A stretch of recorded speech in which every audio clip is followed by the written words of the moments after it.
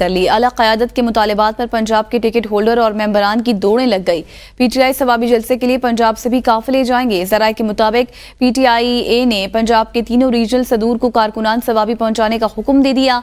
Regional सदूर को monitor करने के लिए पंजाब राबिता कमेटी में भी जिम्मेदारियां दे दी गई। हर MNA के हल्के से 100 और सूबाई हल्के से 50 कारकुनान की शिरकत लाजमी करार दी गई। हर टिकट होल्डर अपने कारकुनान को लाने के लिए ट्रांसपोर्ट और खाने का बंदोबस्त खुद करेगा। जाहिदा राव तफसीलात से आगाह करेंगी। जी जाहिदा, बाकायदा तौर पर हिकमत अमली सामने आ गई है पीटीआई की? जी बिल्कुल, सवाबी जलसे को कामयाब बनाने के लिए बानी पीटीआई का भी हुक्म है, आला क़यादत का भी हुक्म है। कोई भी MNA MC अगर इस दफा जलसे में नजर नहीं आएगा तो उसको टिकट नहीं दिया जाएगा, पार्टी को फारिग कर दिया जाएगा। इसको कामयाब बनाने के लिए तमाम मेंबरान की दौड़ें लग चुकी हैं। पंजाब हो या सवाबी हो, वहां पर जो है लोग पहुंचाने का जो हुक्म जारी कर दिया है। हर हल्के से 100 और हर सूबाई हल्के से 50 कारकुनान की शिरकत जो है लाजिम करार दी गई है और उनके रहने का, उनके लेके जाने का, ट्रांसपोर्ट का बंदोबस्त खुद किया जाएगा।